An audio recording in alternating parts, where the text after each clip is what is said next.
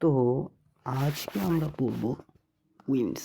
Winds, local winds, not only winds, local winds. তো wind হলো এয়ারের movement. তো এয়ারের movement কী করে হতে পারে? এয়ারের মুভমেন্ট হতে পারে এয়ার প্রেশার ভ্যারিয়েশনের কারণে। ডিফারেন্ট, অর্থাৎ আমরা জানি এয়ার সবসময় মুভমেন্ট হয় হাই প্রেশার থেকে লো প্রেশারের দিকে। তো এই মুভমেন্ট অনুযায়ী এয়ারকে তিনটি ভাগে বা উইন্ডকে তিনটি ভাগে ভাগ করা হয়। একটি হলো প্রাইমারি উইন্ড, সেকেন্ডটি হলো সেকেন্ডারি উইন্ড এবং থার্ড হলো লোকাল উইন্ডস। তো প্রাইমারি উইন্ড হলো সবসময় যেগুলি চলছে সারা পৃথিবী জুড়ে, যেমন ট্রেড উইন্ড সবসময় প্রবাহিত হচ্ছে, ওয়েস্টার্লিস এবং পোলার উইন্ডস। এই তিনটি হলো প্রাইমারি উইন্ডস। প্রাইমারি উইন্ডসকে প্ল্যাটিনারি উইন্ডস বলা হয়, ইনভ্যারিয়েবল উইন্ডস বলা হয়, এই প্রিভেলিং উইন্ডস বলা হয়, এবং সেকেন্ডারি উইন্ডসকে সিজনাল উইন্ডস বলা হয়, ভ্যারিয়েবল উইন্ডস বলা হয়, বা একে পিরিয়ডিক উইন্ডও বলা হয়।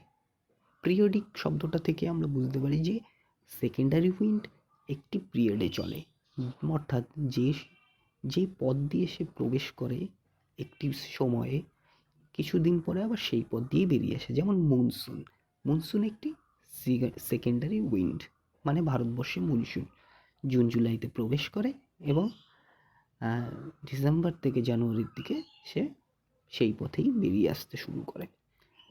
এবং লোকাল উইন্ডস হলো থার্ড।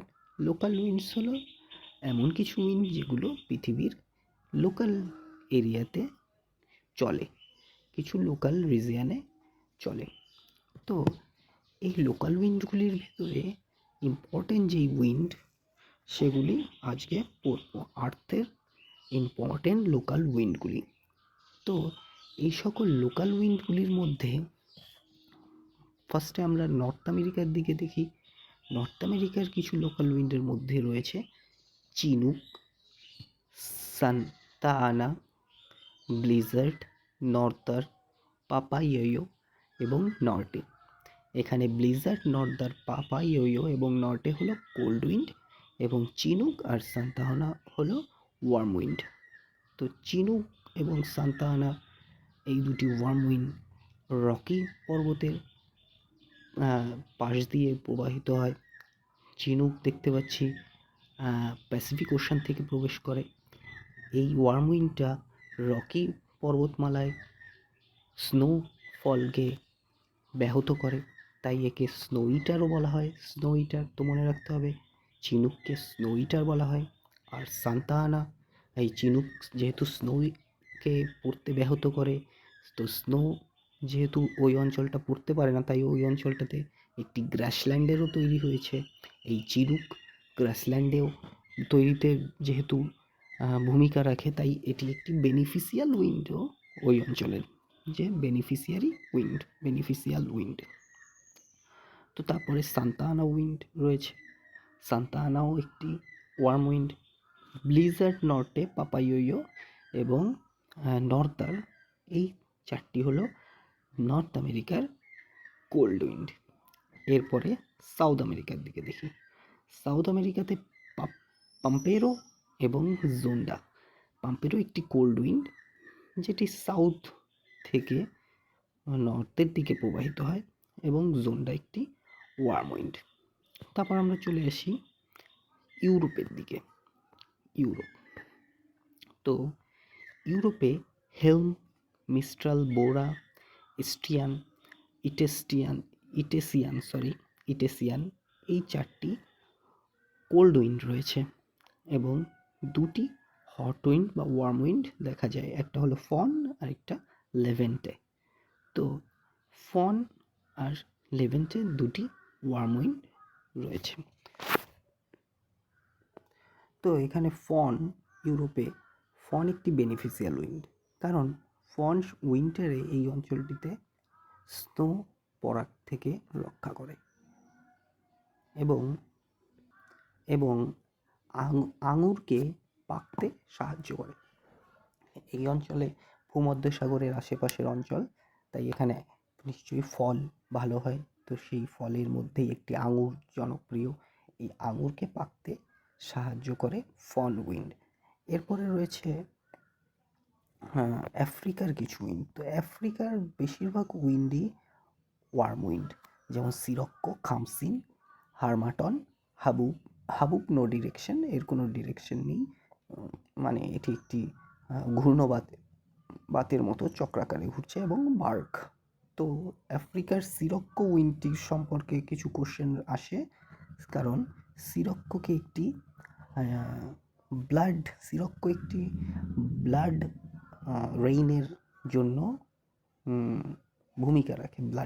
ব্লাড রেইন বলতে সিরক্কো দেখতে পাচ্ছি সাহারা মরুভূমির উপর দিয়ে প্রবাহিত হয়। ও যখন সাহারা মরুভূমির উপর দিয়ে প্রবাহিত হয়, তখন ও নিজের সঙ্গে সাহারা মরুভূমির বালি, নুড়ি কাকর বয়ে নিয়ে যায়, এবং সেই সাহারা মরুভূমির পরেই আমরা ভূমধ্য সাগরের উপর দিয়ে ওকে প্রবাহিত হতে দেখতে পাই। তো ভূমধ্য সাগরের উপর দিয়ে যখন প্রবাহিত হয় তখন ভূমধ্য সাগর থেকে অনেক ময়েশ্চারও কালেক্ট করে। তো ময়েশ্চারও কালেক্ট করলো, নুড়ি কাকর বালিও কালেক্ট করলো, ছোট ছোট একদম, এবং সেই নুড়ি কাকর বালি এবং ময়েশ্চার সহযোগে ও বৃষ্টিপাত ঘটায় কোথায়? ইতালি। তো এখান থেকে এসে ভূমধ্যসাগর থেকে এসে ইতালি অঞ্চলটিতে বৃষ্টিপাত ঘটায়। তো এই জন্য ওকে এই যে বৃষ্টিটি ঘটায়, এই বৃষ্টিটি ময়েশ্চার ও নুড়ি কাকর বালির সহযোগে হয় বলে এই বৃষ্টিটির জলের রং রক্তের মতো লাল হয় অনেকটা। তো এই জন্য সিরক্কো ব্লাড রেইনের ভূমিকা বা ব্লাড রেইনের জন্য দায়ী। তো তার পরবর্তীতে আসে খামসিন। খামসিন একটি hot wind. Khamsin south west direction থেকে প্রবাহিত হয়। এরপরে রয়েছে হারমাটন উইন্ড। তো হারমাটন উইন্ড থেকে প্রশ্ন আসতে পারে কোনটি ডক্টর উইন্ড নামে পরিচিত? সেটির অ্যান্সার হবে হারমাটন উইন্ড, কারণ হারমাটন উইন্ড এই অঞ্চলে একটা প্লেজেন্ট পরিবেশ বা আনন্দদায়ক আরামপ্রদ পরিবেশ বজায় রাখে, যার ফলে এই অঞ্চলের অধিবাসীদের শরীর স্বাস্থ্য সুন্দর ও ভালো থাকে। তাই হামারটনকে ডক্টর উইন্ড বলা হয়। তো এই প্রশ্নটি বারবার পরীক্ষায় এসে থাকে। এরপরে বার্ক একটি ওয়ার্ম উইন্ড আফ্রিকার রয়েছে। এরপরে চলে আসি আমাদের এশিয়াতে। তো এশিয়ার যে বৃহত্তম দেশ রাশিয়ার উপর দিয়ে একটি উইন্ড প্রবাহিত হয়, সেটি হলো বুরান। বুরান উইন্টারে শীতল হিসেবে প্রবাহিত হয়, আর বুরান সামারে সামারে ওয়ার্ম উইন্ড হিসেবে প্রবাহিত হয়। উইন্টারে কোল্ড উইন্ড হিসেবে, আর সামারে হট উইন্ড বা ওয়ার্ম উইন্ড হিসেবে। তারপরে রয়েছে কারাবুরান একটি কোল্ড উইন্ড, এগুলো জানতে হবে। তারপরে লু আমাদের ভারতবর্ষের উপর দিয়ে বয়ে যায়, এটি একটি ওয়ার্ম উইন্ড। গ্রীষ্মকালে লু বয়ে যায় দুপুরের দিকে, তাই জন্য অনেক সময় মুখ ঢেকেও চলতে হয় গরমের দিনে। এরপর আমরা চলে আসি অস্ট্রেলিয়াতে দুটি উইন্ড খুবই প্রশ্নে আসে, একটি হলো ব্রিকফিল্ড আর একটি হলো সাউদার্লি। তো ব্রিকফিল্ড হলো ওয়ার্ম উইন্ড এবং সাউদার্লি কোল্ড উইন্ড। এরপরে জাপানে একটি উইন্ড, আমাদের এশিয়ার ভেতরে জাপানে একটি উইন্ড ইয়োমা, নাম শুনলেই বোঝা যায় এটি জাপান অঞ্চলের নাম এরকম। তো ইয়োমা হলো একটি ওয়ার্ম উইন্ড।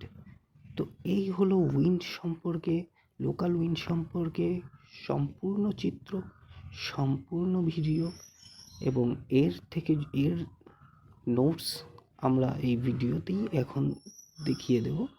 এগুলো আপনারা লিখে নিতে পারেন।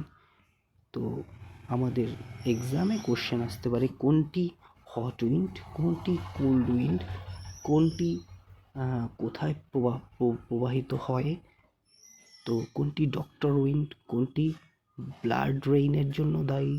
এই ধরনের কোশ্চেন পরীক্ষাতে এসে থাকে। ধন্যবাদ। এই ভিডিওগুলি যদি আপনার এক্সামে কোনো সহযোগিতায় আসে তাহলে খুবই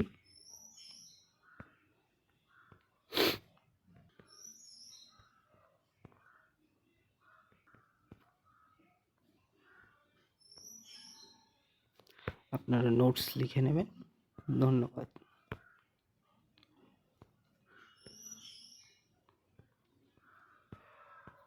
এভাবে ডায়াগ্রাম তৈরি করে জিওগ্রাফি পড়লে আপনাদের খুবই সুবিধা হবে।